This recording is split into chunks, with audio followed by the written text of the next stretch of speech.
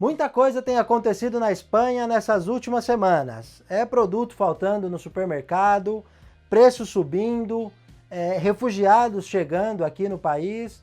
E com tudo isso tem muita gente perguntando para nós, principalmente lá no Instagram, a nossa opinião sobre o que pode acontecer aqui na Espanha e quais são as perspectivas, como nós que já moramos aqui, estamos enxergando aí a perspectiva tanto para esse ano quanto para o começo do ano que vem, aí, né, para os próximos meses.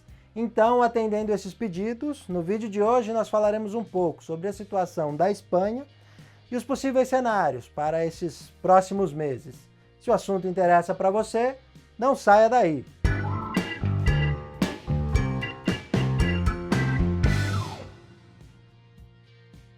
Habla galera, beleza? Sejam todos muito bem-vindos a mais um vídeo do canal feito para quem quer saber tudo sobre morar na Espanha.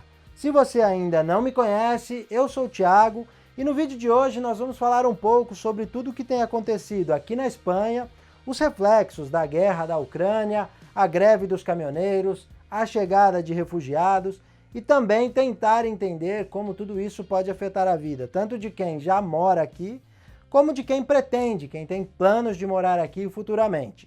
E antes de entrar no assunto do vídeo, eu convido você a conhecer o nosso site, o hablagalera.com, onde nós disponibilizamos gratuitamente uma planilha para ajudar no planejamento financeiro e também todos os serviços que nós e os nossos parceiros oferecemos para ajudar quem quer morar aqui na Espanha. Para quem quer morar aqui na Espanha, existem várias preocupações.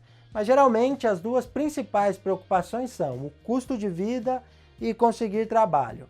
E tudo que está acontecendo atualmente por aqui impacta diretamente nessas duas áreas. E o nosso objetivo com esse vídeo hoje é mostrar como estão as coisas por aqui e tudo o que pode acontecer daqui para frente. Ninguém tem bola de cristal, nós não sabemos exatamente o que pode acontecer, mas com base na nossa experiência e também no conteúdo que nós pesquisamos aqui, a gente lê bastante, está sempre tentando se manter bem informado, então com base em tudo isso a gente consegue aqui traçar alguns panoramas, né? Como eu disse, não é nada preciso, mas é um exercício que a gente faz aí para tentar imaginar como vai ser e os efeitos do que está acontecendo nos próximos meses. Já no último vídeo do canal, aqui do canal, nós já tratamos desse assunto, mas nós falamos mais sobre os possíveis efeitos imediatos da guerra, né? Era um momento onde a guerra tinha acabado de começar, naquele momento se imaginava que a guerra seria rápida, que não se estenderia por tanto tempo, devido à superioridade da Rússia, enfim, é uma série de fatores, mas já a guerra aí já passa de um mês, então agora já compensa, né? Acho que já é necessário que a gente faça uma análise sobre esses efeitos, pensando já um pouco mais para frente. E o primeiro efeito que nós começamos a sentir aqui, assim que a guerra começou, foi o aumento dos preços de combustíveis. Até no outro vídeo eu cheguei a falar disso, o quanto tinha subido os combustíveis, né? Mas isso já com o decorrer, depois do vídeo, a coisa ainda se agravou um pouco mais e começaram a faltar produtos no supermercado. O primeiro produto que sumiu das prateleiras foi o óleo de girassol, mas na sequência vários outros produtos começaram a faltar, porque com a alta dos combustíveis, os caminhoneiros da Espanha decidiram entrar em greve. Segundo os representantes do setor, já fazia algum tempo que eles vinham trabalhando aí no limite, quase tendo prejuízo, praticamente só empatando, e por diversos fatores, né? Não só o aumento do combustível, tem outros fatores, mas o combustível é um deles. E como o combustível subiu muito depois da guerra, ele já vinha subindo, mas com a guerra teve um aumento maior, eles decidiram então fazer uma paralisação, porque eles estavam tendo prejuízo, né? Já não era nem o fato de empatar, eles já estavam perdendo dinheiro. Alguns declararam que estavam pagando para trabalhar. E aí eles resolveram fazer essa greve, a greve durou 20 dias, e não foi somente os caminhoneiros, né? Não foram somente os caminhoneiros que pararam. Os pescadores também chegaram a fazer uma greve por conta do preço dos combustíveis. Eu vi reportagem na televisão de todos os barcos parados sem sair para pescar. E aí esses efeitos para nós que moramos aqui, eles já são imediatos, porque os estoques baixam rapidamente no supermercado e aí já começa a faltar produto. As prateleiras já começaram a ficar vazias e também, além da falta já do abastecimento, tem aquele fator que a gente viu na pandemia das pessoas se apavorarem e começar a estocar produto. Então, teve uma corrida na pandemia, foi o papel higiênico, o produto que desapareceu. E agora foram vários produtos, mas o principal, assim, que estava mais difícil de encontrar, pelo menos aqui na região onde nós moramos, era o leite. Quando tinha, estava mais caro. Então, muito por conta disso. As pessoas se desesperam e correm para comprar aí o que elas imaginam que vai faltar, né? Esse foi o primeiro efeito que nós sentimos aqui e nós percebemos que o governo agiu para tentar solucionar o problema. É lógico que sempre que a gente fala em ações do governo, vai existir opiniões contrárias e opiniões favoráveis. E o nosso objetivo aqui não vai ser ficar falando se o que ele fez, se as medidas que o governo está tomando, se são boas ou são ruins. Nós queremos simplesmente relatar, né? Falar quais foram as medidas que foram tomadas e quais são as possíveis consequências disso no dia a dia. Por conta da guerra, o governo apresentou um plano de choque no Congresso e a ideia é destinar 16 bilhões de euros para serem utilizados nos próximos 3 meses, né, para minimizar os efeitos da guerra na economia aqui da Espanha. Dentro do plano que o governo apresentou, tem um subsídio para os combustíveis. O governo vai subsidiar 20 centavos do litro de combustível. Na verdade, não é nem o governo não vai subsidiar os 20 centavos. O acordo que foi feito é que o governo paga 15 centavos e as petroleiras vão arcar com outros 5 centavos. Então, no final, tanto para os caminhoneiros quanto para todos os outros consumidores, no preço final na bomba tem que ter uma redução de 20 centavos. Nós ainda não abastecemos desde isso, a gente já tinha abastecido antes, então nós não sabemos como está funcionando isso, né? Como está sendo implementada essa medida. Mas a informação, o plano do governo é reduzir os 20 centavos por litro. E essa medida ela já foi importante para terminar com a guerra dos caminhoneiros. Eu vou falar um pouquinho mais na frente sobre isso, mas assim, o efeito imediato já foi o término da greve dos caminhoneiros. E uma outra medida importante que o governo tomou é a imposição de um limite para o aumento do aluguel, né? Eles falam um top para o aumento do aluguel. Pelos próximos 3 meses aqui na Espanha, os contratos de aluguel que deveriam ser reajustados, eles não podem ser reajustados em mais do que 2%. E isso é muito importante, porque geralmente os aluguéis são reajustados pela inflação, tanto aqui quanto no Brasil. É o normal, né? E como os preços subiram muito, a inflação aqui na Espanha ela mais que dobrou do ano passado para 2022. Para a gente ter uma ideia, em 2021 a inflação na Espanha foi de 3,1%.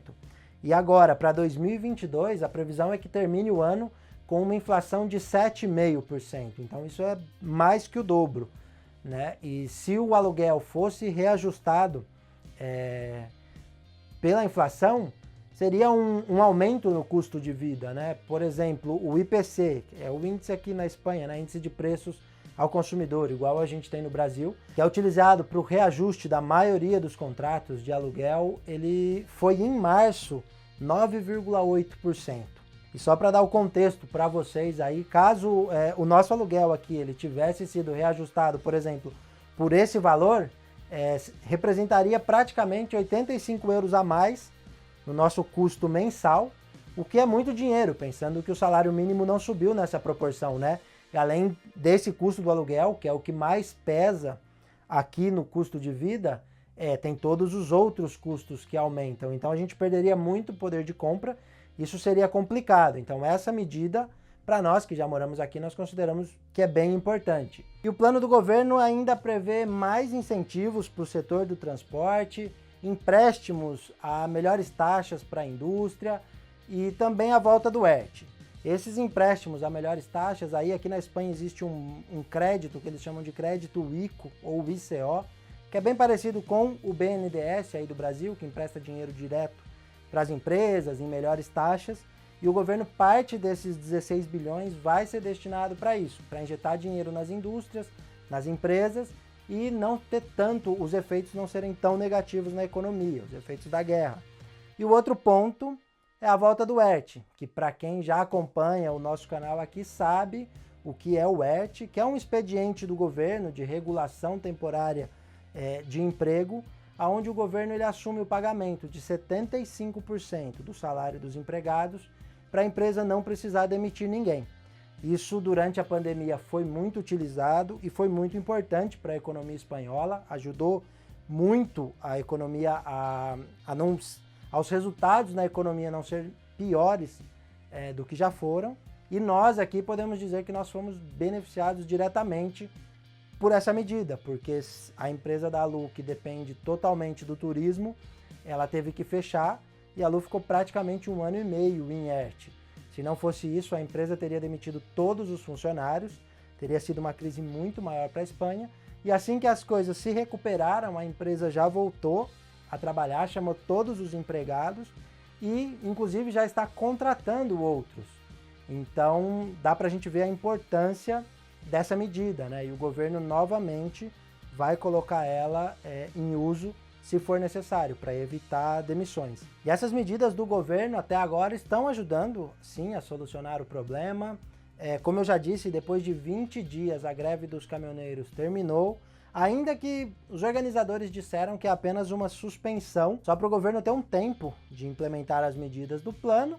Se eles acharem que o governo não está implementando como eles gostariam ou não está cumprindo a palavra, eles disseram que voltam a paralisar. Tomara que não, né? O governo da Espanha ele também está tentando um acordo com a União Europeia para poder estabelecer um limite no preço do gás, porque com isso ele consegue baixar o preço da luz e essa redução seria de mais ou menos 60%. A energia elétrica aqui na Espanha, a gente já comentou também em outros vídeos, que o preço disparou, subiu muito, e isso influi em praticamente tudo que nós consumimos. E se essa medida entrar em vigor, de conseguir reduzir o preço da luz, que é uma medida que está tentando Espanha e Portugal junto, eles estão tentando com a União Europeia, se isso realmente entrar em vigor, vai ajudar, porque vai reduzir o custo de vida por aqui. Bom, tudo isso que eu falei até agora são medidas para resolver o presente. Mas e o futuro? Para quem está se planejando para mudar ainda, seja esse ano ou no começo do ano que vem, o que deve mudar? Como vão ficar as coisas aqui na Espanha? Nesse caso, o primeiro fato que a gente precisa levar em consideração é que por conta da guerra da Rússia, a Espanha deve ter um crescimento econômico menor esse ano de 2022 do que era esperado. No final do ano passado, existia a estimativa de que a economia espanhola fosse crescer aí mais ou menos 5,4%.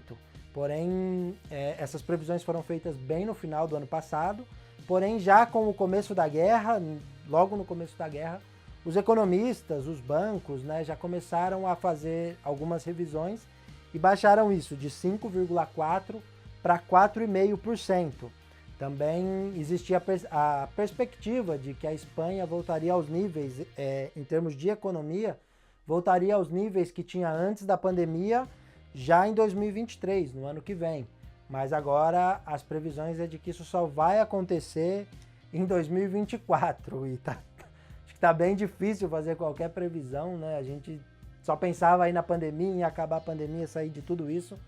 Ninguém imaginava que podia acontecer uma guerra.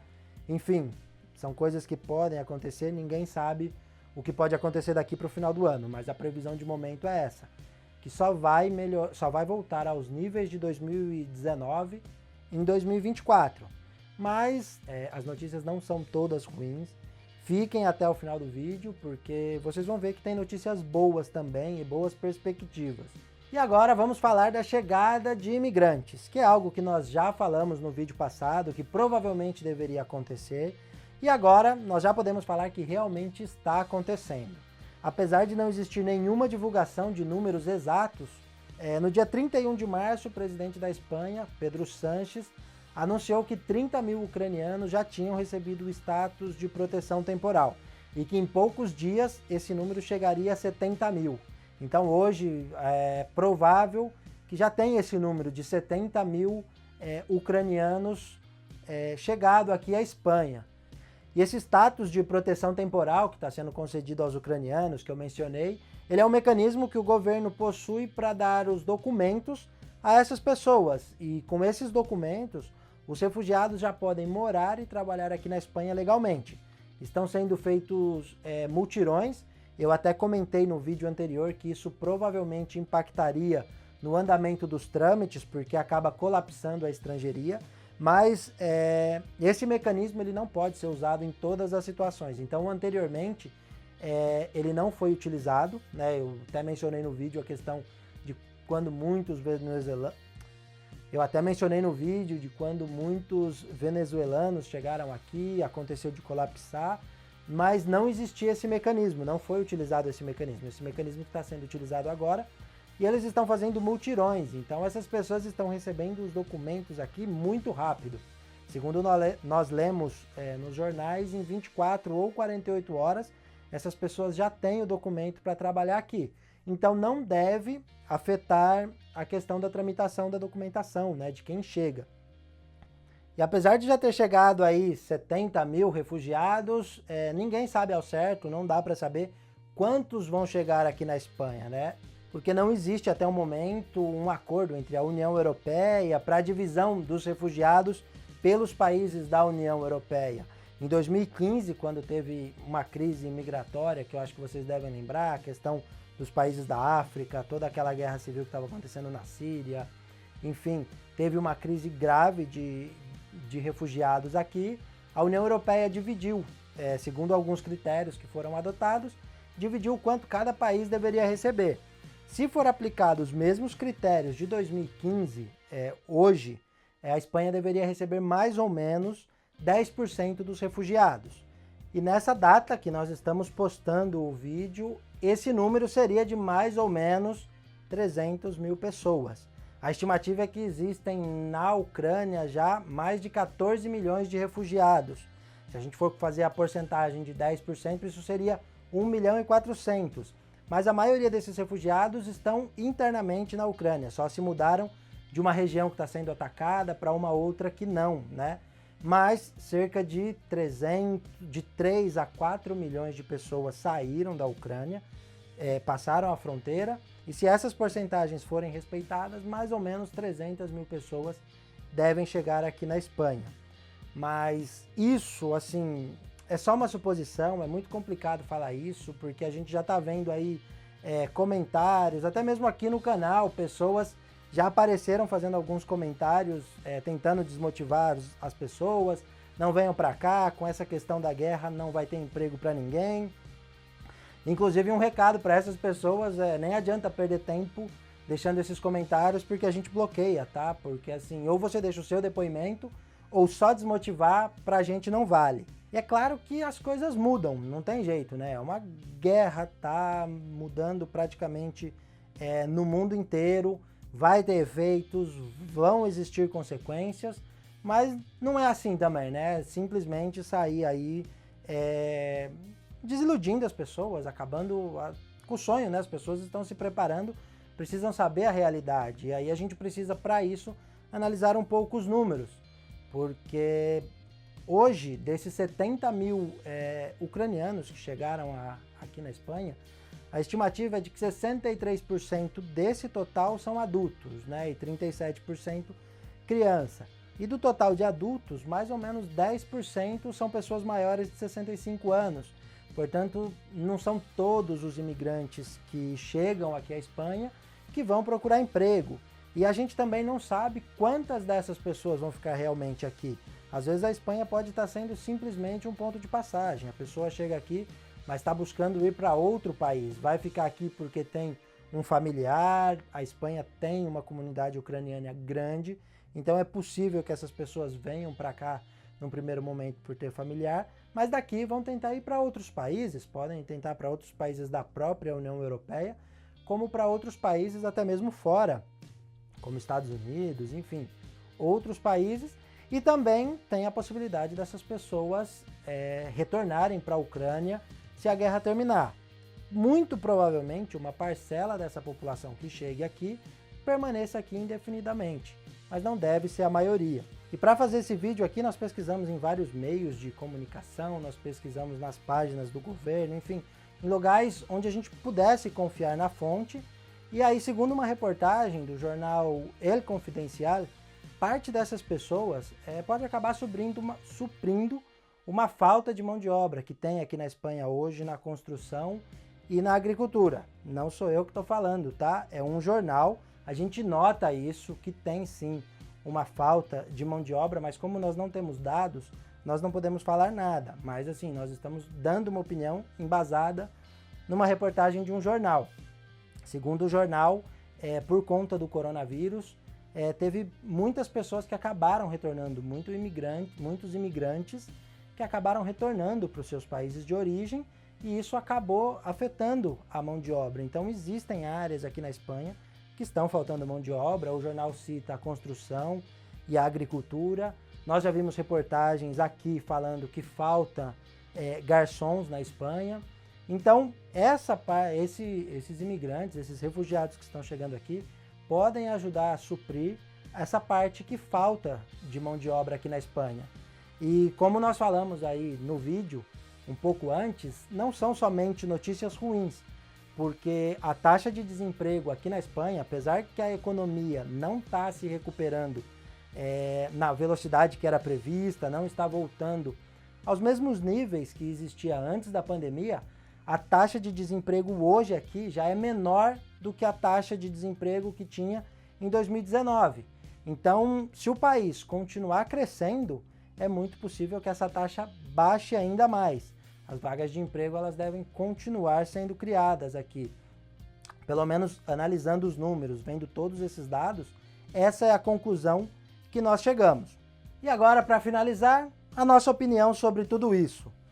Para quem já mora aqui, principalmente para os imigrantes que já moram há bastante tempo, ou para os espanhóis que moram aqui a vida inteira, ou como eles mesmos dizem, né, de toda a vida, a sensação pode ser de pior, é lógico, né? É normal para quem estava acostumado a ganhar 1.000 euros, só para dar um exemplo, e ter um padrão de vida, essa pessoa vai achar ruim gastar mais e ganhar o mesmo, né? Isso acho que aqui na Espanha, ou em qualquer lugar do mundo, ninguém ia gostar dessa situação.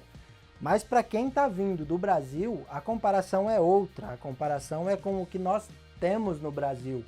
E até mesmo para nós aqui, que já estamos há 3 anos, às vezes nós notamos que a gente começa a achar que está tudo caro, que as coisas já não eram como quando nós chegamos, mas quando a gente, mesmo já tendo passado 3 anos, a nossa referência é do Brasil, que nós saímos em 2018, 2019, e quando nós fazemos essa comparação com o Brasil, o que nós conseguíamos fazer lá no Brasil com os nossos salários e o que nós conseguimos fazer aqui ainda hoje, tá? Mesmo com salários mais baixos, nós sempre chegamos à conclusão que vale a pena. Lógico, não estou querendo incentivar ninguém faz suas malas hoje, vem para a Espanha amanhã porque a taxa de desemprego está caindo e tal. Não é isso, né? Nesses momentos é necessário mais cautela, mais planejamento, se possível aumentar a reserva financeira, porque as coisas estão aumentando, o preço de tudo está subindo, melhorar a preparação, principalmente a questão do idioma. A gente sempre fala aqui no canal, é algo que assim, a gente repete, precisa estudar o idioma para chegar aqui preparado, falando o idioma. Você pode não chegar aqui fluente, mas precisa saber o básico, saber se virar. E aí a cada dia a gente é surpreendido com pessoas que nos chamam e que ainda não conseguiram trabalho e tal. E aí tem muitas pessoas que não sabem falar o idioma, já estão aqui há algum tempo e não sabem falar o idioma. Se vai existir mais pessoas disputando uma vaga de emprego, quem fala o idioma vai ficar com essas vagas. E com certeza os refugiados que estão chegando, eles vão passar por curso de espanhol, porque isso está dentro do programa de acolhida, até porque eles falam uma língua muito diferente do espanhol, né? Não é igual nós, português e o espanhol, que, enfim, não é o ideal, a pessoa pensar que o português é igual ao espanhol e que se vira, mas ainda assim tem bastante semelhança. Já no caso do ucraniano, não. Então, parte do programa de acolhida é dar um curso para eles. E logo, essas pessoas vão estar falando o idioma e vão estar procurando emprego, com certeza. E se você chega aqui sem falar o idioma, as chances de conseguir um emprego vão reduzir. E, ao contrário também, né? Chega falando o idioma, aumenta as chances. E isso é independente de situação de guerra ou não. É necessário chegar aqui falando espanhol. Isso faz muita diferença, isso abre muitas portas aqui na Espanha. Nós já falamos isso e a gente vai repetir isso, acho que eternamente aqui no canal. Bom, pessoal, esse foi o vídeo de hoje. Espero que vocês tenham gostado. Muito obrigado por assistir até o final e até o próximo vídeo. Tchau!